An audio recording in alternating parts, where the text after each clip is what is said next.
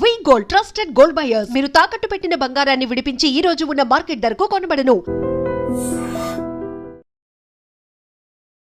నమస్కారం, మీరు చూస్తుంది ఐ డ్రీమ్. నేను మీ కీర్తి. ఉదయ్ కిరణ్ 80s 90s కిడ్స్కి అయితే ఒక హార్ట్ థ్రాబ్ అని చెప్పొచ్చు. ఆ పాటలు కానీ, ఆయన నైజాంని కానివ్వండి, ఆయన బాడీ లాంగ్వేజ్ని కానివ్వండి, గొంతు చాలా డిఫరెంట్గా ఉండి చాలా పెక్యులర్ వాయిస్తో, and then boy next door కైండ్గా ఒక లవర్ బాయ్గా 80s 90s కిడ్స్కి స్పెషల్గా చాలామంది పెద్దవాళ్ళకి కూడా చాలా ఫేవరెట్ హీరోలాగా చిరస్థాయిగా నిలిచిపోయాడు. అంటే ఎంట్రీతోనే వరుసగా హ్యాట్రిక్ హిట్ ఇచ్చేసరికి చాలా ఈజీగా, చాలా సునాయాసంగా కెరియర్ని సెట్ చేసుకున్నాడు. తర్వాత ఏం జరిగిందో తెలీదు. ఒకానొక రోజు ఉదయ్ కిరణ్ సూసైడ్ చేసుకున్నాడు అన్న న్యూస్ వైరల్ అయిపోయింది. నిజంగా అప్పటికి ఇప్పటికీ కూడా ఫ్రెష్గానే ఆ బాధ అలా ఉండిపోతుంది. స్పెషల్గా 80s 90s కిడ్స్ నేను కూడా బాగా కనెక్ట్ అయి ఉన్నాను. చాలా ఇంటర్వ్యూస్ కూడా తీసుకున్నాను నేను ఉదయ్ కిరణ్ది. నా కాలేజ్ ఫ్రెండ్స్ అందరూ వచ్చి ఈరోజు నేను ఉదయ్ కిరణ్ షూట్ చేస్తున్నాను అనగానే ఆయనతో పిక్చర్స్ తీసుకున్న సందర్భాలు నాకు ఒకళ్ళగా గుర్తున్నాయి. అయితే ఈరోజు ఎందుకు గుర్తు చేసుకుంటున్నాం మళ్ళీ అని అంటే, February 14th వ్యాలంటైన్స్ డే సందర్భంగా మనసంతా నువ్వే సినిమా రిలీజ్ అయింది కదండి. అందుకే ఒక్కసారిగా మళ్ళా ఉదయ్ అందరి నోళ్ళలో నానుతూ ఉన్నారు. ఆ రోజు ఏం జరిగింది అసలు? ఎందుకు ఉదయ్ కిరణ్ సూసైడ్ చేసుకోవాల్సి వచ్చింది? ఎలాంటి సందర్భాలు ప్రేరేపించాయి ఆయన్ని ఆ డెసిషన్ తీసుకోవడానికి? పర్సనల్ కారణమా, ఫ్యామిలీ కారణమా, ఆయన జాతకం కారణమా? ఈ విషయాలు మనకి తెలియజేయడానికి ప్రముఖ ఆస్ట్రాలజర్ బ్రహ్మశ్రీ నందిబట్ల శ్రీహరి శర్మ గురుగారు ఉన్నారు. నమస్తే గురుగారు. వాగర్థావివ సంపృక్తౌ వాగర్థ ప్రతిపత్తయే జగతః పితరౌ వందే పార్వతీ పరమేశ్వరౌ ఆదిత్యాయ చ సోమాయ మంగళాయ బుధాయ చ గురుశుక్ర శనిభ్యశ్చ రాహవే కేతవే నమః. శృంగేరి జగద్గురు పీఠాధిపతులకి, కంచి పీఠాధిపతులకి నమస్కారములు తెలియచేసుకుంటూ కార్యక్రమాన్ని ప్రారంభిద్దాం. గురుగారు, ముందుగా నా రిక్వెస్ట్ని యాక్సెప్ట్ చేసి ఉదయ్ కిరణ్కి సంబంధించిన ఈ టాపిక్ మాట్లాడడానికి మీరు యాక్సెప్ట్ చేసినందుకు థ్యాంక్ యూ సో మచ్ గురుగారు. ఎందుకంటే ఇందాక నేను ఇంట్రడక్షన్లో చెప్పినట్టుగా 80s to 90s కిడ్స్కి ఒక హార్ట్ థ్రాబ్గా, ఒక boy next door kind of గాయగా, అంటే ఒక కళల రాజుగా, పెళ్ళంటూ చేసుకుంటే ఉదయ్ కిరణ్ లాంటి వ్యక్తిని చేసుకోవాలి అన్న విధంగా మనసులో సుస్థిర స్థానాన్ని చెరగని ముద్రను వేసుకున్నాడు. అలా సడన్గా తన ఎందుకు ఆ డెసిషన్ తీసుకున్నాడు? ఆ 5 నిమిషాలు, ఆ ఒక్క గంట సేపు ఆగిపోయి ఉంటే బాగుండేదే, మళ్ళీ కెరియర్ రీస్టార్ట్ అయ్యేది కదా, లేదంటే వేరే లైఫ్ ఏదైనా రీస్టార్ట్ చేసి ఉండొచ్చు కదా అని ఎప్పటికీ అనిపిస్తూ ఉంటుంది గురుగారు. మనసంతా నువ్వే సినిమా రిలీజ్ అవ్వడంతో మళ్ళీ ఒకసారి అందరి గుండెల్లో నిండిపోయి ఉన్నాడు. ఎందుకు గురుజీ అలా చేయాల్సి వచ్చిందంటారు? ఫ్యామిలీ రీజన్ కారణం అంటారా, లేకపోతే జాతకం అయింది అలాగే ఉంది, వాళ్ళ ఫ్యామిలీ జాతకం అలాగే ఉంది, అందుకే అట్లా జరుగుతూ వస్తుంది అని అంటూ ఉంటారు. తను అది తెలుసుకోలేకపోయాడా? పరిహారాలు ఏం చేసుకోలేకపోయారా? అసలు దీన్ని ఎలా చూడొచ్చు అంటారు ఈ హోల్ సినారియోని? మీరే కాదమ్మా, నేను కూడా ఉదయ్ కిరణ్కి ఒకనొక సందర్భంలో బాగా సినిమాలు కనెక్ట్ అయినటువంటి వాడిని. ఎందుకంటే 80s 90s కిడ్స్లలో పుట్టినటువంటి వాళ్ళందరికీ కూడా ఒక లవర్ బాయ్ అంటే, అతన్ని చూస్తే మన ఇంటి పక్కింటి కురాడు, మన ఇంట్లో ఉండే వ్యక్తి, మనకు బాగా అటాచ్మెంట్ ఉండే వ్యక్తిగా అతని హావభావం కానీ, సినిమాల్లో కూడా బయట కూడా అంతే హంబుల్గా ఉండేటువంటి వ్యక్తి, లవబుల్, ఎక్కడ కూడా ఈగో అనేటువంటిది చూపించుకోకుండా డిప్లొమాటిక్గా ఉండడం అని కాకుండా కామన్ మ్యాన్గా ఉండేటువంటి వ్యక్తిగా కనిపించాడు. అతను ఉన్నతమైన స్థానానికి ఇప్పుడు మనం చెప్పుకునే హీరోలు, గొప్ప స్టార్లు పొందినటువంటిది అతను మొట్టమొదటి 3 సినిమాలకే పొందాడు. ఎంతో గొప్పదైనటువంటి ఉన్నత స్థానానికి చేరుకొని కోట్ల మంది హృదయాలు గెలుచుకున్నటువంటి వ్యక్తి, అంతే ఎగిసినటువంటి వ్యక్తి అంతే అధపాతాళానికి పడిపోయి సూసైడ్ చేసుకున్నాడు. ఇదంతా మనకు పరిస్థితులు మనకు అనవసరం, ఏ పరిస్థితులు ఎందుకు వచ్చాయి మనకు అనవసరం, కానీ ఆ పరిస్థితులకి రావడానికి గల కారణం ఏ వ్యక్తికైనా కానీ తన యొక్క జన్మించిన సమయము, నక్షత్రము, తేదీ, ప్రదేశాన్ని బట్టి నిర్ధారించబడి ఉంటుంది. అంతేనమ్మా గురుగారు. శివాజ్ఞ లేనిది చీమైనా కుట్టదంటారే, ఆ పరమేశ్వరుడికి అంత కనికారం రాకపోయిందా గురు? ఎందుకనంటే ఎన్నో సందర్భాల్లో అతనికి ఆ యొక్క ఇబ్బందుల నుంచి బయటపడే అవకాశాలు కూడా కలిగింపబడ్డాయి, ప్రకృతి కలగచేసింది, కానీ దాన్ని తెలుసుకోలేకపోయారు. ఎందుకు చెప్తానమ్మా, ఎందుకనంటే ఎందుకు జాతకమే ప్రధానము అనేటువంటి విషయానికి వస్తే, ఇప్పుడు మనం ఏ ప్రయత్నం చేసినా ఒక స్థానంలో నిలబడడానికి, ఆ స్థానాన్ని కాపాడుకోవడానికి మనిషి తాను ఆత్మవిశ్వాసంతో నిరంతరం పనిచేస్తూ వచ్చేటువంటి అడ్డంకుల్ని తాను ప్రయత్నం చేస్తూ దైవ అనుగ్రహాన్ని పొందేతూ దైవానుగ్రహం ద్వారా ప్రతిబంధకాలని తగ్గించుకోవడం. ఇది ప్రతి మానవుడు, రాజులు సైతం చేసినటువంటిది. యుగ యుగాల నుంచి శ్రీరాముడైనా కృష్ణుడైనా అదే చేశారు. ఇతని జాతకాన్ని తీసుకుందామమ్మా. ఎందుకు ఈ విధంగా కలిగింది? అతని జాతకంలో ఉన్నటువంటి కొన్ని దోష ప్రభావాలు, వ్యక్తిగత దోషము, అలాగే కుటుంబపరమైన దోషంలో ఇవి రెండు వెంటాడడం వల్ల అతను ఆ స్థాయికి దిగజారిపోయాడు. అతను పుట్టినటువంటిది 26 జూన్ 1980. ఆ సమయానికి ఆ సంబంధించినటువంటిది చూసినట్లయితే వృశ్చిక రాశి, అనురాధ నక్షత్రం 4వ పాదం. వీక్షించేటువంటి ఐ డ్రీమ్ ప్రేక్షకులు ఇక్కడ చాలా కీ పాయింట్ జాగ్రత్తగా వినండి. చాలామంది ఒక రాశిలో పుట్టినటువంటి వాళ్ళు సంబంధించి ఫలితాలు చూసుకుంటుంటారు. ఆ రాశిలో కొన్ని కోట్ల మంది పుడతారు, అందరికీ ఒకే రకంగా ఉంటుందా? ఉండదు కదా. ఇదే బెస్ట్ ఎగ్జాంపుల్. ఉదయ్ కిరణ్ పుట్టినటువంటి రాశి నక్షత్రంలో మహానుభావుడు, నడిచే దైవమైనటువంటి చంద్రశేఖరేంద్ర స్వామి వారు, కంచిపీఠాధిపతుల వారు పుట్టారు. అదే నక్షత్రంలో ప్రపంచాన్ని శాసించబోతుంది, మన భారతదేశానికి నాయకత్వ పటిమగా ఉన్నటువంటి నరేంద్ర మోదీ గారు పుట్టారు. మరి అదే రాశి అదే నక్షత్రంలో పుడితే ఆ లక్షణాలన్నీ అందరికీ రావాలిగా. మరి ఎందుకు రాలేదు? ఎందుకు ఇలా సూసైడ్ చేసుకోవాల్సి వచ్చిందంటే అతని జాతకంలో, వ్యక్తిగత జాతకం, నక్షత్రము రాశి ప్రభావితం చెయ్యదు, కొంతవరకే ప్రభావితం. జీవితాన్ని ప్రభావితం చేసేది అతను పుట్టినటువంటి డేటు, టైము, ప్లేస్ను బట్టి నిర్ధారించబడుతుంది, గ్రహాల యొక్క స్థితిగతులను బట్టి. ఇక అతను జన్మించినటువంటి నక్షత్రము అనురాధ, వృశ్చిక రాశి కదమ్మా. చంద్రుడు మనఃకారకుడైనటువంటి చంద్రుడు అంటే మన మనస్సు. మనం ఆనందంగా ఉండాలన్నా, సంతోషపడాలన్నా, దుఃఖపడాలన్నా, కష్టపడాలన్నా, బాధల్ని భరించగలగాలన్నా మన మనస్సే, ఎమోషన్స్, మన మనస్సే ప్రధానం. అట్టి మనస్సు బలహీనమైపోయింది. బలహీనుడైనటువంటి చంద్రుడు ఉండగా జన్మించాడు. అది అక్కడ ఒకటి పాయింట్. తరువాత అతని యొక్క లగ్నాధిపతి పోయి అష్టమంలో పడ్డాడు. అష్టం అనేసరికి కాన్ఫిడెన్షియల్, ప్రైవసీ, ఇంట్రావర్ట్. చాలామంది అతనితో ట్రావెల్ చేసిన కోస్టార్స్ చెప్పినటువంటి ఒకే మాట ఇంట్రావర్ట్. అంటే ఏది ఓపెన్గా చెప్పుకోలేకపోవడం, అస్సలు కాదు. అందుకనే తాను ఎంత బాధపడుతున్నా, ఎన్ని అవకాశాలు లేకపోయినా ఎప్పుడు కూడా బయటకు వచ్చి పబ్లిక్లో ఒక మీటింగ్లో కూడా నాకు ఈ బాధ ఉంది, నాకు ఇన్ని అవకాశాలు తగ్గిపోయినాయి, ఎక్కడైనా ఒక మాట అనగలిగాడా? చాలా క్లోజ్ అయినటువంటి వాళ్ళతో తను షేర్ చేసుకున్నాడు. ఆ మాత్రం షేర్ చేసుకోకపోతే మానవులు కాం కదా. కాకపోతే ఓపెన్ అప్ కాలేకపోవడం, దాంతోపాటుగా ఎమోషన్స్కి కారకుడైనటువంటి చంద్రుడు వీక్షణ లగ్నాధిపతి మీద ఉండడం, లగ్నాధిపతి అష్టమంలో ఉండడం, కాబట్టి ఎంతసేపటికి ఆ బాధనంతా తనలో తాను పడ్డాడు తప్ప ఎక్కడా ఓపెన్ కాలేకపోవడం.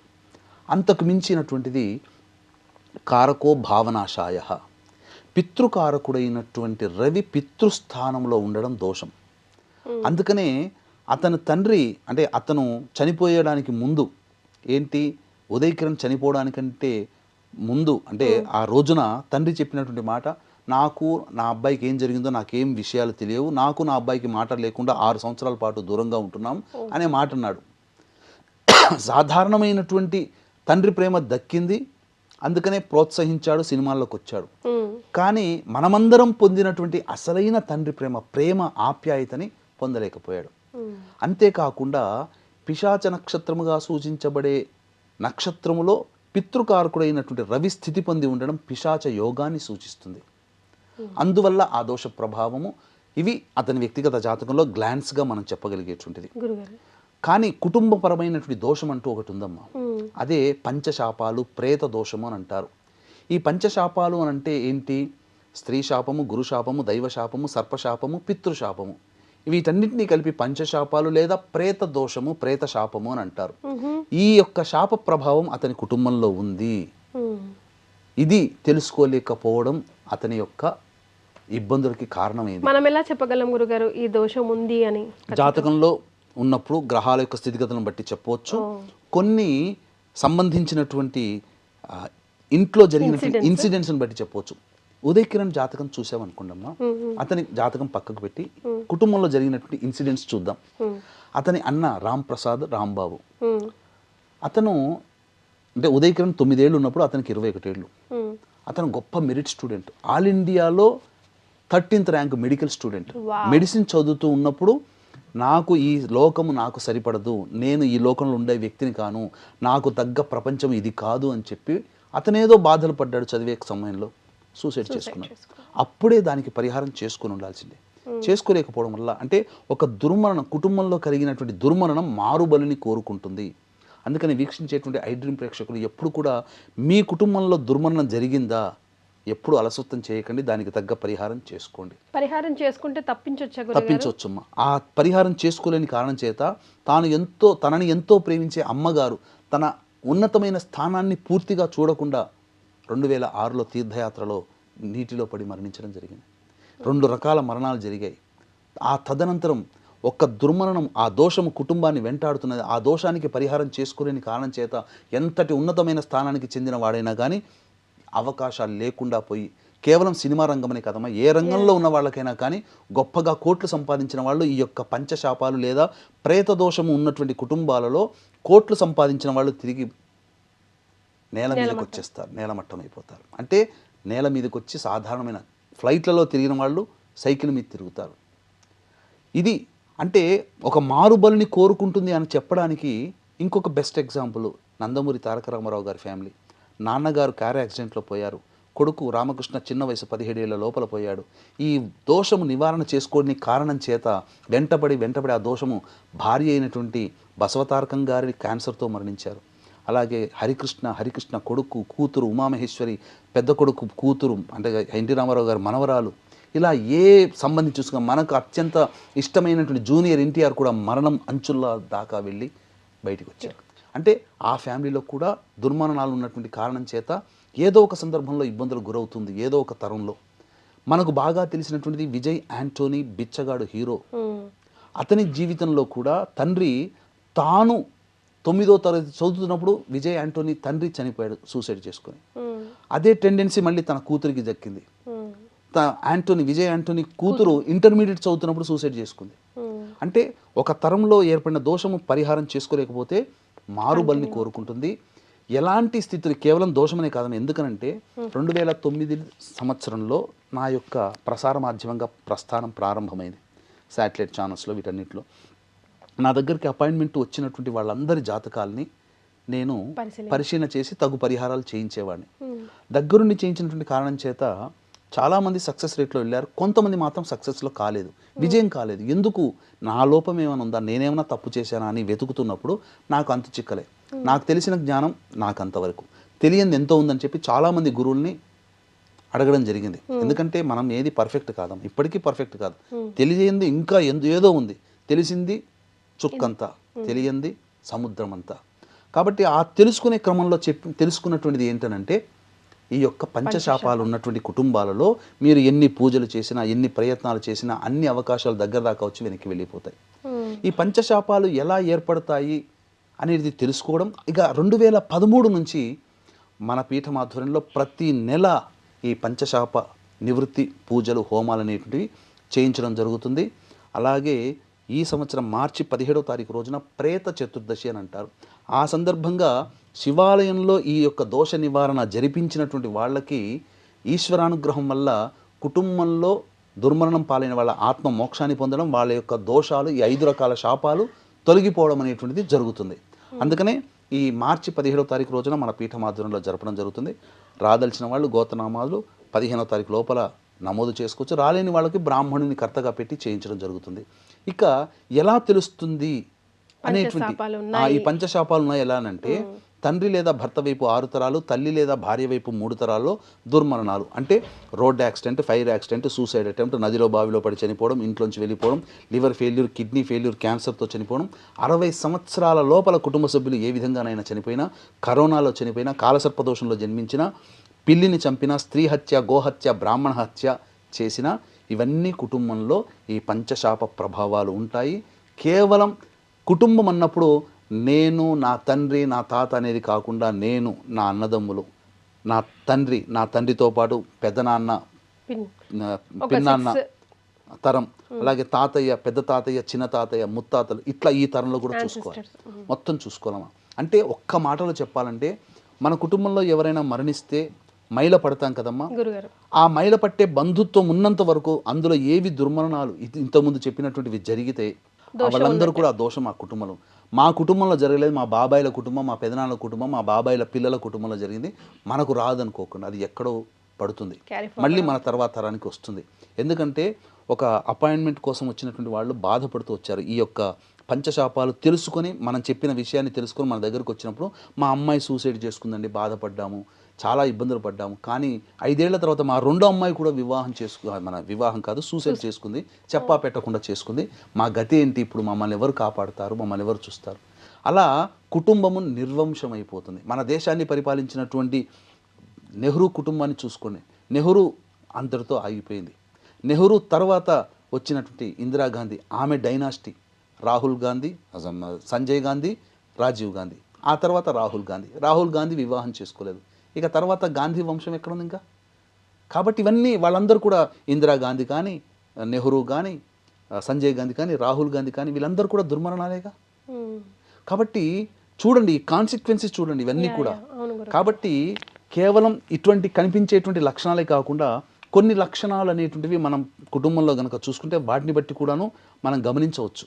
ఏంటనంటే మందులకి నయం కాని రోగాలతో బాధపడుతున్నా, అలాగే తరచూ యాక్సిడెంట్స్కి గురవుతున్న మన కుటుంబ సభ్యులు, చెప్పుకోలేని గుప్త రోగాలతో మరణించిన, అలాగే కేవలం ఆడపిల్లలే కుటుంబంలో సంతానం ఉంటారు, పురుష సంతానం లేకపోయినా, అలాగే ఏ కుటుంబంలోనైతే ఇంటర్ క్యాస్ట్ ఇంటర్ రిలీజియన్ మ్యారేజ్లు జరుగుతాయి, లేదా ఏ కుటుంబంలోనైతే పిల్లలు మేము పలానా కులం వాళ్ళని పలానా మతం వాళ్ళని చేసుకుంటామని పోరు పెడుతుంటారు, తల్లిదండ్రులు బాధ పెడుతుంటారు, అటువంటి సిచ్యుయేషన్స్ ఉన్నా, లేదా liver failure, liver problem, kidney problem, cancer రోగాలతో కుటుంబ సభ్యులు బాధపడుతున్నా, అలాగే సంబంధించినటువంటి శారీరక మానసిక లోపాలతో కుటుంబ సభ్యులు జన్మించిన, అలాగే మద్యం మత్తు పదార్థాల వంటికి బానిసలై కారాగార వాసమైన బానిసలవుతున్నా, అలాగే ఇంట్లో పెళ్ళిళ్ళు కాకుండా సంవత్సరాలు గడుస్తుంటాయి, బ్రహ్మచారులు కన్యలుగా ఉన్నా, పెళ్ళిళ్ళైన దాంపత్యంలో విడిపోయి 2-3 డైవర్సులు అవుతున్నా, అన్నీ బాగున్న సంతానం కలగకుండా ఇబ్బంది పడుతున్నా,